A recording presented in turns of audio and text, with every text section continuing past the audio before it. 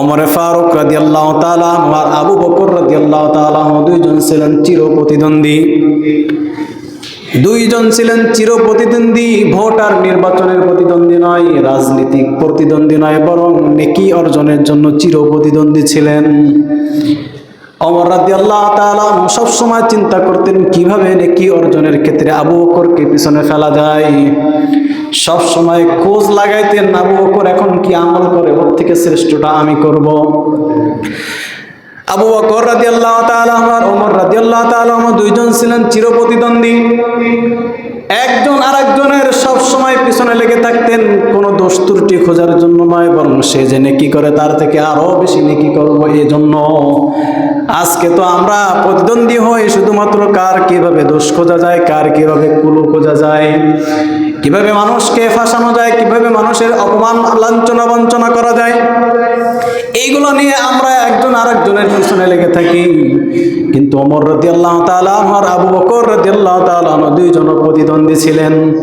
নির্বাচনের প্রতিদ্বন্দ্বী নয়, ভোটের প্রতিদ্বন্দ্বী নয়, বরং নেকি অর্জনের জন্য প্রতিদ্বন্দ্বী। কে কার থেকে বেশি নেকি অর্জন করতে পারে এই প্রতিযোগিতা আমরা করতেন। আল্লাহ রাসূল সাল্লাল্লাহু আলাইহি সাল্লাম এই দুইজনের আমলের পরীক্ষা নিয়েছেন, দুইজনের নেকি অর্জনের পরীক্ষা নিয়েছেন। পরীক্ষা নেওয়ার পরে তারা যে পাশ করেছে, শুধু পাশ করে নাই, বরং GP5 পেয়েছে, গোল্ডেন প্লাস। তারা সম্পূর্ণ পূর্ণ মার্ক পেয়ে আল্লাহ তাআলা সন্তুষ্টি অর্জন করেছে, রাসূলের সন্তুষ্টি অর্জন করেছে। রাসূল করিম সাল্লাল্লাহু আলাইহি সাল্লাম একদিন ফজরের নামাজের পরে সব সাহাবীদের মাঝখানে বললেন, ও আবু বকর ও ওমর, আজকে রাতের বেলা কিন্তু আমি তোমাদের বাড়িতে বেড়াতে গিয়েছিলাম। ভরা মজলিসের ভিতরে এই দুইজন সাহাবী আবু বকর রাদিয়াল্লাহু তাআলা আর ওমর রাদিয়াল্লাহু তাআলা দুইজনই কেঁপে উঠলেন, দুইজনই আচমকা হয়ে গেলেন, আশ্চর্য হয়ে গেলেন। ইয়া রাসূলুল্লাহ, কোন মুহূর্তে আপনি আমাদের বাড়িতে গিয়েছিলেন? কোনো আপ্যায়ন হয়নি বলছি, কোনো বেয়াদবি হয়েছে নাকি? আপনার কোনো খোঁজ খবর রাখতে পারি নাই, কোন মুহূর্তে আপনি আমাদের বাসায় গিয়েছিলেন? আবু বকর রাদিয়াল্লাহু তাআলা আনহুকে আল্লাহ রাসূল সাল্লাল্লাহু আলাইহি সাল্লাম বললেন, ও আবু বকর, আমি রাতের বেলায় তাহাজ্জুদে রক্তে তোমাদের বাড়িতে গিয়েছিলাম, দেখতে গিয়েছিলাম তোমরা আমার উম্মত ঘুমে থাকো নাকি আমার মাওলার সাথে প্রেমের আলাপে লিপ্ত থাকো। আবু বকর রে, আমি তোমার বাসার কাছে গেলাম, বাসার কাছে তোমার দরজার তোমার ঘরের কাছে কান লাগালাম। ও আবু বকর, দেখলাম তুমি ঘুমন্ত না, বরং তুমি আমার মাওলার সাথে নামাজের মধ্যে কালামুল্লাহ তেলাওয়াত করতেছো। ওমর, তোমার বাড়িতেও গেলাম, তোমার দরজার কাছে তোমার বাসার কাছে যে কান লাগালাম, কান লাগানো লাগে নাই, বরং ওমর তোমার কণ্ঠের তেলাওয়াত জোরে জোরে তুমি কালামুল্লাহ কোরআনুল কারীমের তাহাজ্জুদের নামাজের মধ্যে তেলাওয়াত করতেছিলে জোরে জোরে। কিন্তু আবু বকর, তোমার কাছে একটা প্রশ্ন, ওমর তোমার কাছে আর একটা প্রশ্ন, সেটা হলো আবু বকর, তুমি যখন নামাজের মধ্যে তেলাওয়াত করতেছিলে এত আস্তে আস্তে কেন তেলাওয়াত করতেছিলে? তুমি একটু জোরে কেন তেলাওয়াত করলে না? আবু বকর রাদিয়াল্লাহু তাআলা বললেন, ও আল্লাহর রাসূল, আমি যা পড়তেছি এটা দুনিয়ার কেউ না জানলেও আসমানের মালিক যিনি কালামুল্লাহ নাজিল করেছে, যার জন্য পড়তেছি তিনি শুনতেছে।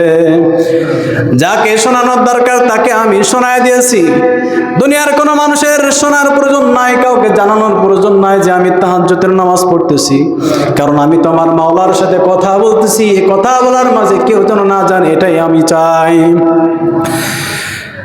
ওমরে ফারুক রাসূলুল্লাহ বললেন, কি ব্যাপার ওমর, তোমার বাড়িতে গেলাম, তোমার কণ্ঠের তেলাওয়াত শুনে, মধুর কণ্ঠের তেলাওয়াত শুনে আমার অন্তরটা কলিজাটা ঠান্ডা হয়ে গেল। কিন্তু ওমর, তোমার কাছে একটা প্রশ্ন হলো, তুমি কেন রাতের বেলা তাহাজ্জুদের নামাজে এত জোরে জোরে তেলাওয়াত করতেছিলা? ওমরে ফারুক রাদিয়াল্লাহু তাআলা আনহু চিন্তা করলেন, আবু বকর তো একটা ফায়দার কথা বলে নাম্বার নিয়েছে, আমি দুইটা ফায়দার কথা বলবো। আবু বকর রাদিয়াল্লাহু তাআলা আনহু একটা ফায়দার কথা বললেন, আমি দুইটা ফায়দার কথা বলে রাসূলের কাছ থেকে নাম্বার নেব। তার মানে নিজের থেকে কোনো কিছু বানায় বলতেছেন না, বরং যেটা উনি চিন্তা করে পড়েছিলেন সেটাই বলতেছেন। ওমর ফারুক রাদিয়াল্লাহু তাআলা আনহু বললেন, ইয়া রাসূলুল্লাহ, উকিজুল ওয়াসানান ওয়া আতরিদুশ শাইতান, এই দুই কারণে আমি নামাজের কোরআনুল কারীম জোরে পড়েছি। একটা হলো আমি নামাজের মধ্যে তেলাওয়াত করেছি, আমার নামাজের তেলাওয়াতের জোরের কারণে, জোর শব্দের কারণে আমার কণ্ঠের তেলাওয়াত আশপাশের মানুষের কানে গিয়েছে, তাদের কানের কর্ণকুহরের মধ্যে যখন আমার তেলাওয়াতের আওয়াজ গিয়েছে তখন তাদের ঘুম ভেঙে গেছে। ঘুম ভেঙে যাওয়ার পরে তারা চিন্তা করেছে, আয় আয় ওমর তো নামাজের মধ্যে তেলাওয়াত করতেছে, সে তাহাজ্জুদের নামাজ পড়তেছে, আমার তো একটু পড়া দরকার। আমার কণ্ঠের তেলাওয়াত শুনে তারাও নামাজের মধ্যে লিপ্ত হয়েছে। ইয়া রাসূলুল্লাহ, এটা হলো একটা নম্বর, প্রথম নম্বর কারণ। দ্বিতীয় নম্বর কারণ হলো, ওগো আল্লাহর রাসূল, আপনার জবান থেকেই তো শুনেছি যেখানে কালামুল্লাহ শরীফ তেলাওয়াত করা হয়, কালামুল্লাহ কোরআনুল কারীমের আওয়াজ যত দূর যায় তত দূর শয়তান থাকে না। ইয়া রাসূলুল্লাহ, ওয়া আতিরিদুশ শয়তান, এই শয়তানকে আমি দূরে সরানোর জন্য জোরে জোরে তেলাওয়াত করেছি। রাত্রের বেলা নিস্তব্ধ আওয়াজের মধ্যে আমার কণ্ঠের তেলাওয়াতটা যখন জোরে হবে তখন এই আওয়াজটা অনেক দূর পর্যন্ত চলে যাবে। ইয়া রাসূলুল্লাহ, শয়তানকে দূরে তাড়ানোর জন্য আমি কোরআনুল কারীম জোরে জোরে পাঠ করেছি।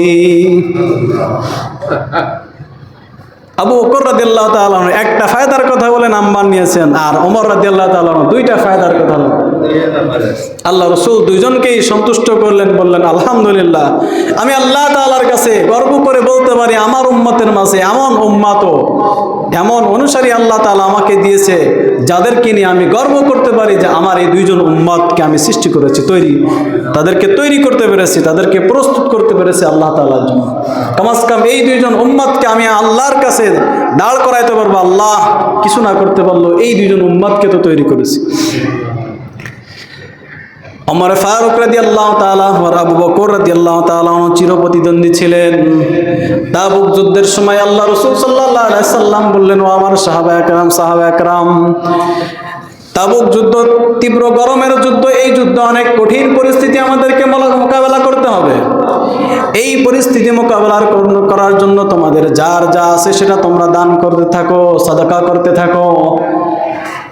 রাসূল সাল্লাল্লাহু আলাইহি সাল্লামের এই ঘোষণা শোনার সাথে সব সাহাবা একরাম বাড়িতে চলে গেলেন, যার যার সামর্থ্য অনুযায়ী এনে আল্লাহ রাসূলের কাছে দিতে লাগলেন। এমত অবস্থায় আবু বকর সিদ্দিক রাদিয়াল্লাহু তাআলা উনিও বাসার মধ্যে গেলেন। ওমর রাদিয়াল্লাহু তাআলা তো সুযোগে থাকেন কিভাবে আবু বকরের থেকে নেকিতে আগানো যায়। তিনি চিন্তা করলেন এই মুহূর্তে আবু বকরের কাছে সম্পদ খুব কম আছে, চিন্তা করলেন এটা হলো আমার একটা মোক্ষম সময়, এখন আর আবু বকর আমার সাথে পারবে না। তিনি চিন্তা করতে লাগলেন এখন আমার কাছে যথেষ্ট সম্পদ আছে, কিন্তু আবু বকরের কাছে বেশি সম্পদ নাই, ও বেশি দিতে পারবে না, যার কারণে আবু বকর নেকি কম পাবে, আমি বেশি দান করব, আমি নেকি বেশি পেয়ে যাব। চিন্তা করে উনি ওনার বাসার থেকে যত সম্পদ ছিল তাতে 2 ভাগ করলেন। 1 ভাগ বাসার মধ্যে রেখে গেলেন, আর 1 ভাগ আল্লাহ রাসূল সাল্লাল্লাহু আলাইহি সাল্লামের কাছে নিয়ে গেলেন। নিয়ে যাওয়ার পরে রাসূল সাল্লাল্লাহু আলাইহি সাল্লামের সামনে অর্পণ করলেন, দিলেন, বললেন ইয়া রাসূলুল্লাহ, সম্পদকে 2 ভাগ করেছি, 1 ভাগ আমার বাসা বাড়িতে রেখে এসেছি, আর 1 ভাগ আপনার আপনার সামনে উপস্থিত করেছি ইয়া রাসূলুল্লাহ। রাসূল কারীম সাল্লাল্লাহু আলাইহি সাল্লাম আবু বকর ওমর রাদিয়াল্লাহু তাআলা আনহুকে জিজ্ঞাসা করলেন, বাসাতে কি রেখে এসেছো? তিনি বললেন অর্ধেক রেখে এসেছি, আর অর্ধেক এখানে নিয়ে এসেছি। ইতিমধ্যে ওমর ফারুক রাদিয়াল্লাহু তাআলা আনহুর পাশ দিয়ে আবু বকর সিদ্দিক রাদিয়াল্লাহু তাআলা আনহু আসলেন। হাতের মধ্যে সামান্য কিছু মালপত্র আর কিছু বাসন কাসন এগুলা এনে আল্লাহ রাসূল সাল্লাল্লাহু আলাইহি সাল্লামের কাছে দিয়ে দিলেন। রাসূল কারীম সাল্লাল্লাহু আলাইহি সাল্লাম বললেন, আবু বকর, বাসাতে কি রেখে এসেছো? বাসা বাড়িতে তুমি কি রেখে এসেছো? আবু বকর রাদিয়াল্লাহু তাআলা আনহু বললেন, ইয়া রাসূলুল্লাহ, বাসা বাড়িতে রেখে এসেছি, আল্লাহ আর আল্লাহ রাসূলকে ছাড়া যা আছে সব এনে আপনার হাতে দিয়ে দিলাম। রাসূল কারীম সাল্লাল্লাহু আলাইহি সাল্লাম বলেন, ও ওমর, তুমি যা দান করেছো আর আবু বকর যে সামান্য দান করলো, তোমার দানের তুলনায় আবু বকরের দান 1000 গুণে বেশি বৃদ্ধি পেয়ে গেছে। আবু বকর যেটা বলল সেটা এমন একটা কথা সে বলেছে যে আমি আল্লাহকে আর আল্লাহ রসুলকে রেখে এসেছি, এছাড়া বাসা বাড়িতে যা ছিল সব এনে আপনার কাছে দিয়েছি, কিচ্ছু রেখে আসেনি। আল্লাহ রসুল এই দানের কারণে এত বেশি সন্তুষ্ট হলেন, তিনি বললেন আল্লাহ তাআলা আবু বকর এই দানকে এতটাই কবুল করেছেন, যদি পুরো উম্মতকে যদি স্বর্ণ দিয়ে ভরে দেওয়া হয় আর সব উম্মত যদি স্বর্ণ রূপ্য সব দান করে দেয়, আর আবু বকর আজকের যে দানটা করলো এটা যদি এক পাশে রাখা হয় তাহলে আবু বকরের দানের পাল্লা ভারী হয়ে যাবে।